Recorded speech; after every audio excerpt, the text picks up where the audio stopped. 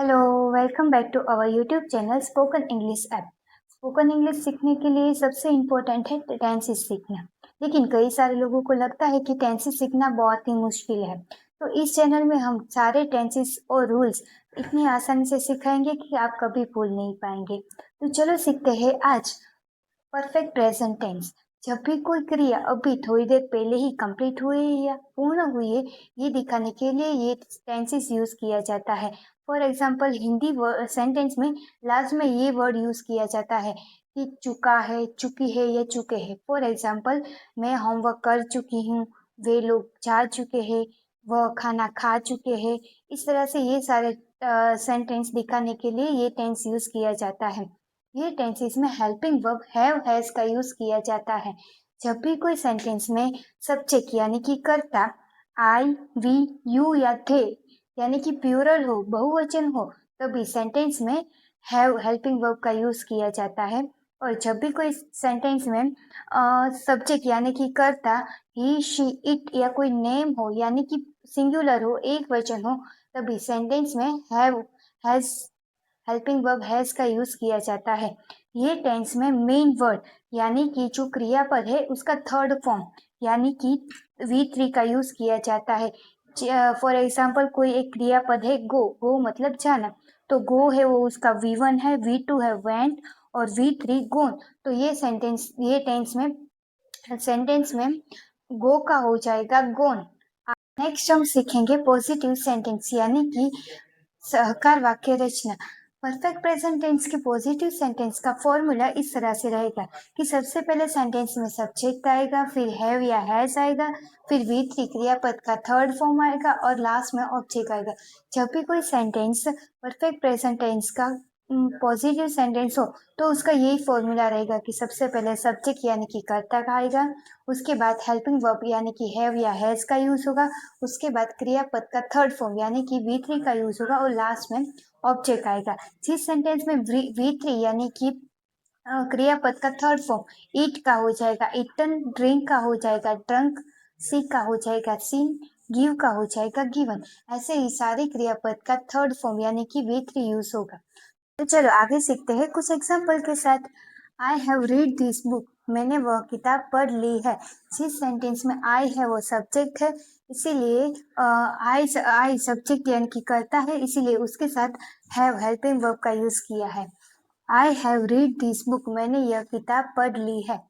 Next है he has gone to Mumbai, वह मुंबई जा चुका है। जिस सेंटेंस में ही है वो सब्जेक्ट यानी कि करता है जो सिंगुलर है, इसीलिए उसके साथ हैज हेल्पिंग वर्ब का यूज हुआ है। और गो का हो गया है गोन, गो का V3 गोन होता है, तो गो का हो गया है गोन।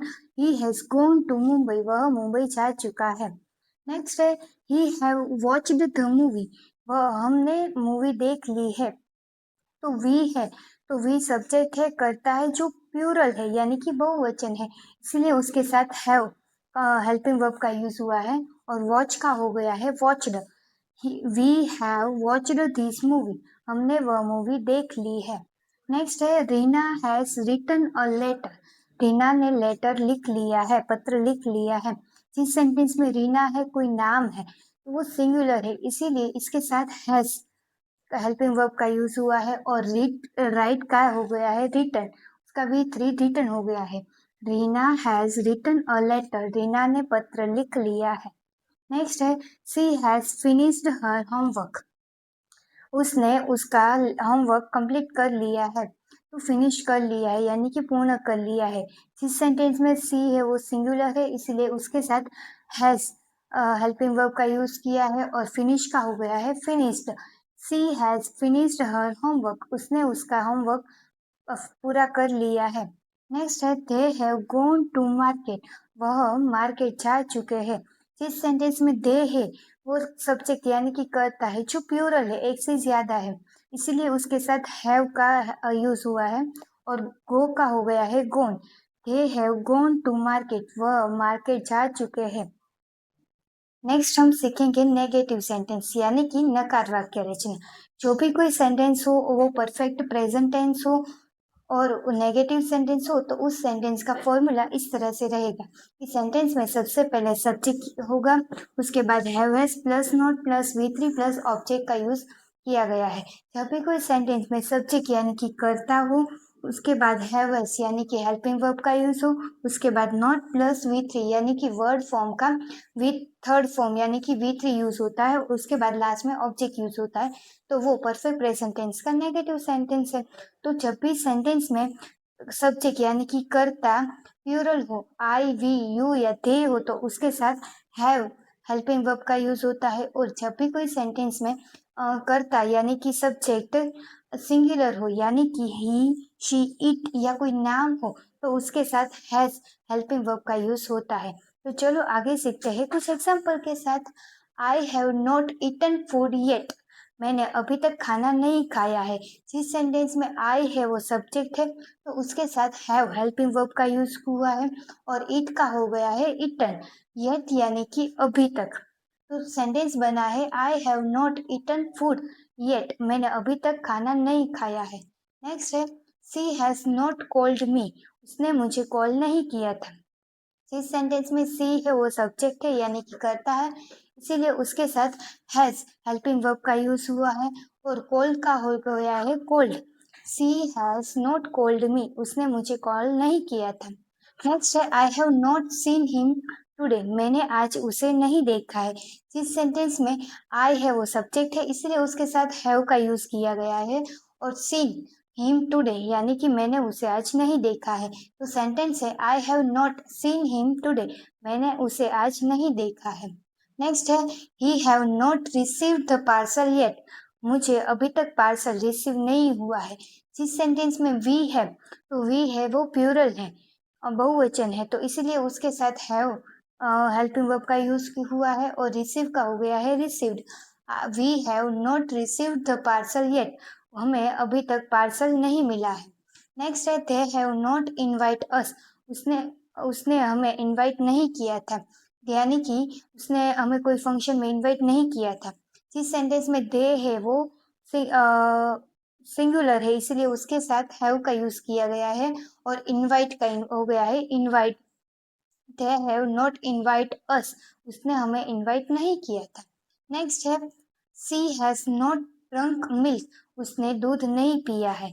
जिस सेंटेंस में सी हो सिंगुलर है, इसलिए उसके साथ हैज हेल्पिंग वर्ब का यूज किया है और ड्रिंक का हो गया है ड्रंक। तो सेंटेंस है she has not drunk milk, उसने अभी तक मिल्क नहीं पिया है। नेक्स्ट हम सीखेंगे इंटरोगेटिव सेंटेंस यानी कि प्रश्नार्थ वाक्य रचना। जब भी कोई परफेक्ट प्रेजेंट टेंस का सेंटेंस हो और इंटरोगेटिव सेंटेंस हो, तो उस सेंटेंस का फॉर्मूला इस तरह से रहेगा कि सेंटेंस में सबसे पहले have has plus subject plus V3 plus object plus question mark का यूज होता है। कि सेंटेंस में हैव हैज यानी कि सबसे पहले हेल्पिंग वर्ब का यूज होता है, उसके बाद सब्जेक्ट यानी कि कर्ता का यूज होता है, उसके बाद वर्ड का थर्ड फॉर्म यानी कि V3 का यूज होता है, उसके बाद ऑब्जेक्ट और लास्ट में क्वेश्चन मार्क का यूज होता है। और उसका क्वेश्चन मोस्टली ऐसे होता है कि आंसर यस और नो में दिए जा सकते हैं। तो चलो सीखते हैं आगे कुछ एग्जाम्पल के साथ। Have you seen the Taj Mahal, क्या आपने ताजमहल देखा है। जिस सेंटेंस में यू है वो सब्जेक्ट है यानी कि करता है, इसीलिए उसके साथ हैव हेल्पिंग वर्ब का यूज हुआ है और सीन का हो गया है seen. Have you seen the Taj Mahal, क्या आपने ताजमहल देखा है। नेक्स्ट है has she made a video, क्या उसने वीडियो बना ली। जिस सेंटेंस में सी है वो सब्जेक्ट है, प्लूरल है, इसीलिए उसके साथ हैज हेल्पिंग वर्ब का यूज हुआ है और मेड का हो गया है मेड। मेड मतलब बना लिए। Has she made a video, क्या उसने वीडियो बना लिया है। नेक्स्ट है हैव वी मेट बिफोर, क्या हम पहले मिले हैं। जिस सेंटेंस में वी है वो सब्जेक्ट है और वो प्लूरल है, इसीलिए सेंटेंस में हैव का यूज हुआ है। हैव वी मेट बिफोर, क्या हम पहले मिले हैं। नेक्स्ट है has she complete the work, क्या उसने काम कंप्लीट पूरा कर लिया है। जिस सेंटेंस में ही है वो सब्जेक्ट है और वो सिंगुलर है, एक वचन है, इसीलिए उसके साथ हैज का यूज हुआ है और कंप्लीट क्या हो गया है complete. Has she complete the work, क्या उसने उसका काम पूरा कर लिया है। नेक्स्ट है have you taken a decision, क्या उसने कोई निर्णय ले लिया है। जिस सेंटेंस में हैव यू टेकन, यू है वो सब्जेक्ट है यानी कि करता है, इसीलिए उसके साथ हैव का यूज हुआ है और टेक का हो गया है taken. Have you taken a decision, क्या उसने उसका निर्णय ले लिया है।